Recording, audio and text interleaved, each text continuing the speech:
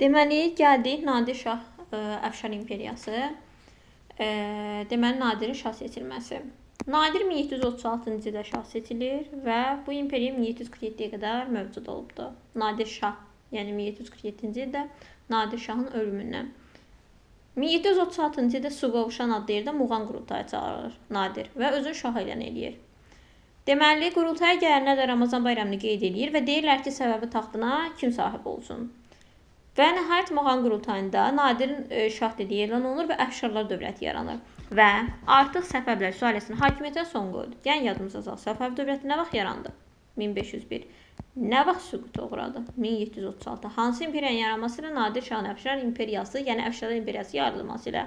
Amma təbii ki, bir neçə deməli tayfalar buna etiraz elədilər. Bunlar kimlər idi?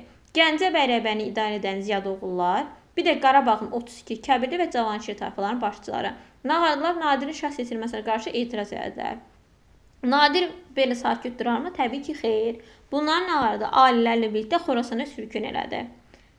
Qarabağ Bəyləbəlinin tərkibində olan Borçalı Qazax Şəmsəddini nağardı Gürcü hakiminin tabeliyinə verdi. Bu amma Azərbaycanın gələcək tarihi üçün çox uğursuz addım idi. Borçalı Qazax Şəmsəddini Gürcülərə verməsi. Sonra Qarabağ Bəyləbəlinin tabi olan məlikliklər var idi, hansı ki etiraz eləmişlər.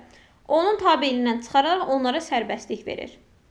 Qarabağ Bəyləbəli qarşı çıxmışdı deyə, Qarabağ Bəyləbəlinə qarşı çıxan məlikliklər var idi, onlara sərbəstlik verir. Yəni bu da Qarabağ Bəyləbəlinə görə yaxşı deyildi. Nadir Şah mərkəzləşmiş dövlət yaratmaq üçün bir sıra tədbirə həyata keçirdi. 1. Baş vəziri, bir də sədr əzəm vəzifələrini ləğv elədi. Hansı vəzifələri? Baş vəziri və sədr əzəm. 2.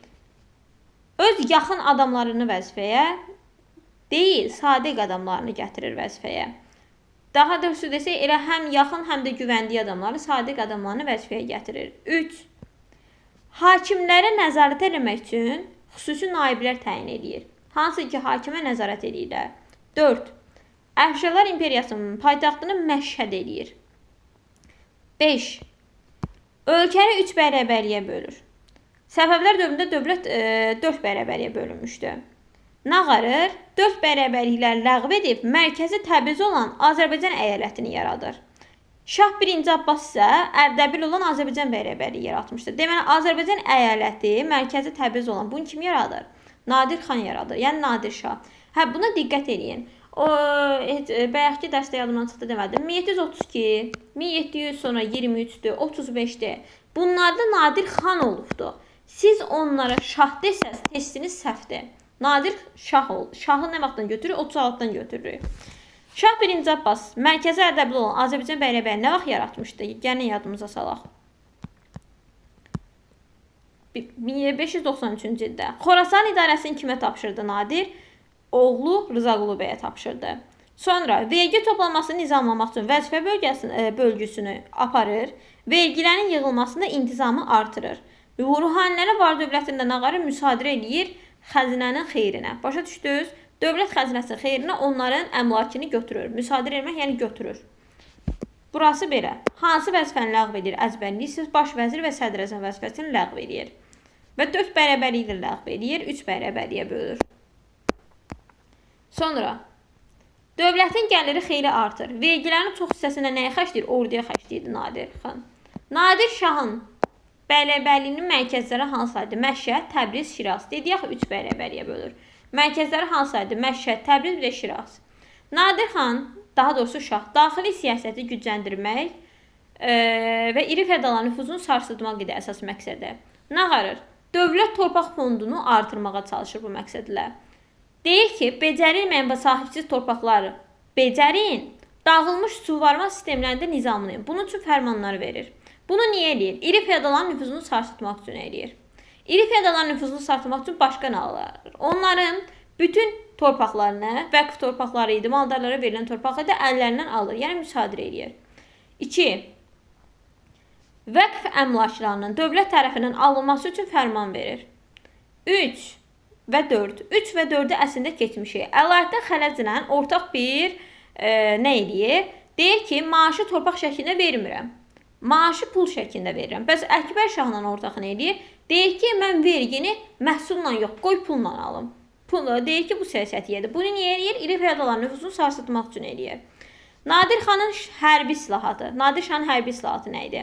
Rəiyyəti, yəni kəndliləri hərbi qulluğa çağırır. Bu əslində pis idi. Niyə? Kəndləri hərbi qulluğa çağırırdı. Artıq kəndlər başladı təsərrüfatla məşğul ola bilmədilər. Məcbur idilər getsinlər hərbi vəzifələrini yerinə yetirsinlər. Buna görə də təsərrüfata çox ciddi ziyan dəyir. Sonra orduda artilleriyanın istifadəsini genişləndirir. Nadir şah hərbi donanma yaratmaq istəyir. Təhlükəsizliyini təmin etmək üçün dövlətin. Buna görə də hansı dövlətlərlə İngiltərə, Hollandiya, Rusiya ilə danışıqlar aparır. Buna diqqət edin, bir dəfə demək düşübdür. Hansı dövlətlərlə İngiltərə, Hollandiya, Rusiya. Bunu da RIH kimi yadınıza saxlayın.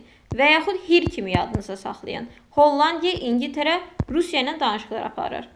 Hərbi gəmilər düzəldirməsi üçün də Xəzərdə gəmiçilik zavodu inşa edilməsinə təşəbbüs edilir.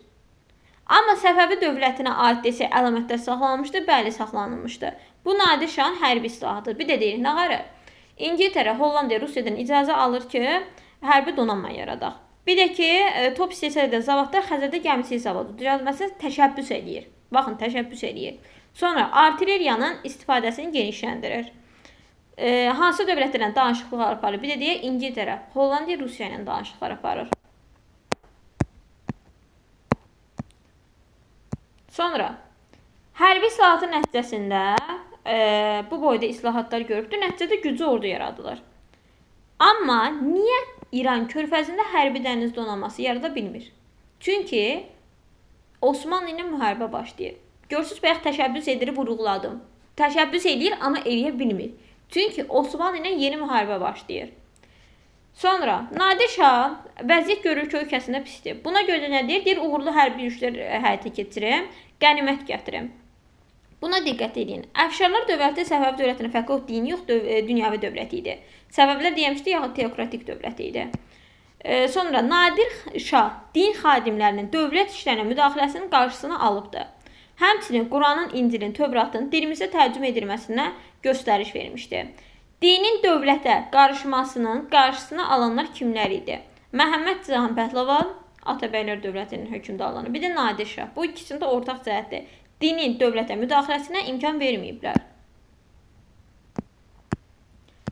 Sonra Nadir xana qarşı, daha doğrusu şaha qarşı bir sıra üsyanlar baş veribdi. Baxın, xana qarşı 34-də astarda xan deyirəm. Niyə xan deyirəm? Çünki 36-da şah olur. Daha sonra isə Carbalakedə baş verir. 34-də dedi, Şamaxının əhalisini köçürdür, çünki Osmanlı ilə yaxınlıq eləmişlər. Bunu bayaq danışdım. 37-ci də Nadir şah Mərkəzi Asiya Hindistana gedir. Və bundan istifadə edənlər 38-də ona qarşı üsyana başlayırlar. Ən böyük üsyan Carbalakedə baş verir. Kimdən kömək alırdı? Dağıstandan kömək alırdı. Üsyançıların iqamətgahı haraydı? Cingöz qalası idi. Üsyanı yatırmaq üçün Cara qoşun yerdən İbrahim xan döyüşdən. Deməli, bu Carbalakan üsyanı 1738-də olan üsyanı kimi yatırmaq istəyir? İbrahim. Nə olur? Döyüşdə öldürülür. 41-də Nadir şah çox çətinliklə bu üsyanı yaratır. Deməli, üsyan nə vaxt başladı? 38-də. Kim yaratdı? 41-də. Kim? Nadir şah. Cara qoşun yerdə zorla yatırır. Kim burada öldürülür? Yatırmaq istəyəndə İbrahim öldürülür. Gəldi Şirvanda San Mirzə üsyanına. Şirvanda San Mirzə üsyanı nə vaxtı? Desək, 1743-cü ildə. Deməli, yaxşı hökmdar arzulayırdılar. Buna görə də 1-ci San Mirzə dedi ki, güya mən Səfəvi nəslə mənsubam. Güya Şah Sultan Hüseynin oğludur. Şah Sultan Hüseynin hakimiyyətləri nə vaxt? 1694-də 1722 kimi. Güya dedi ki, mən onun oğluyam, Səfəvi dövlətini bərpa edirəm. Sonra az müddətdə böyük dəstə toplayıbdı. Qazqınlı Surxay xanımla birlikdə Ağsuya hücum edibdi. Ağsuya gələn kimi ilk işi nə olubdu? Nadir şah tərəfindən çoxlu vergi qoymuşdu. Onları ləğv edir. Niyə ləğv edir? Durduq yerdə. Xeyr. Cəmaatın gözünə girmək üçün. Amma Şamaxı yaxında döyüş baş verir 43-cü ildə. Nəsrullah Mirzə Nadir şahın göndərdiyi oğluydu. Şamaxı yaxında döyüşdə məğlub olubdu. Özü isə edam edilibdi. Lakin Şirvandakı hərəkatı zəiflədə bilməmişdi. Surxay xan qorxusundan ağarır, Dağıstana qaçır. Bunu başa düşdünüz. Gəldi 2-ci San Mirzə üsyanı. 2-ci San Mirzə üsyanı 1743-cü ildə baş verir. O da 2-ci San Mirzədə deyir ki, mən Səfəvi taxtının qanuni varisiyəm. Kim idi Təbrizdə üsyana başçılıq etmək cəhd göstərmişdi? Yəni cənubda 2-ci San Mirzə idi. Bu da Nağarı, bu da Qazıqulu Surxay xanla ittifaq bağlayır. Şabranla Dərbənd arasında döyüşdə Nadir şahın qoşununu hətta məğlubiyyətə uğradırlar. Ağsu yaxında döyüş baş verir. 2-ci Sami Mirzə məğlub edilir. 2-ci Sami Mirzə Ağsu qalasına çəkilir. Lakin Nəsrullah Mirzə bir neçə gün sonra top atəşindən oranı ələ keçirir. 2-ci Sami Mirzə də qorxusundan Gürcüstana qaçır. Amma Nadir, deməli, Gürcüstana 2-ci Sami Mirzə qaçandan sonra KXD çarı Teymuruz əsir alır Nəsrullah Mirzəyə göndərir. Yəni, 2-ci Sami Mirzəni kimə qaytarır? Nəsrullah Mirzə, yəni Nadirin oğluna qaytarır. Nadir şəxs seçərkən çünki Qazax borçalını Kartlı çarını hədiyyə eləmişdir. Bu da əbil borcunu yerinə yetirir. Və nəhayət 3-cü Sami Mirzə üsyanı Cənubda baş verir, Ərdəbildə. Baxın, Cənubda kim eləmək istəyirdi, amma eləyə bilmədi 2-ci Sami Mirzə. Amma Cənubda üstünə kim sırf başçılıq edir? 3-cü Sami Mirzə idi. Bu Nağarı Nadir şah tərəfindən qoymuş idarə sistemini ləğv elədirir. Hamıya Azərbaycan xanlarına deyir ki, mənim hakimiyyətimi qəbul edin və fərman göndərir. Kim gəlir? Deməli, bu üsyanı yatırır. Nadir şahın əmisi oğlu Əmiraslan xan gəlir. Bu üsyanı yatırır. Burada da 1-ci Sami Mirzə üsyanlarının ortaq və fərqli cəhətlərini veriblər. Oxuyarsınız. Cənubda olan 3-cü Sami Mirzə üsyanıdır, ona diqqət edin. Hansı idi ki, deyirdi ki, mən Səfəvin taxtının varisiyim, ikisi idi. Amma Şabran Dərbənd döyüşündə hansı məğlubiyyətə uğramışdı? 2-ci Sami Mirzə idi. Sonra Hacı Çələbi 1743-46 bunu geniş keçəcək lazım deyir. 43-cü ildə Hacı Çələbi özünü xan elan edir. Nadir xanın sağlığında yaranan iki müstəqil xanlıq idi. Nadir şahın sağlığında.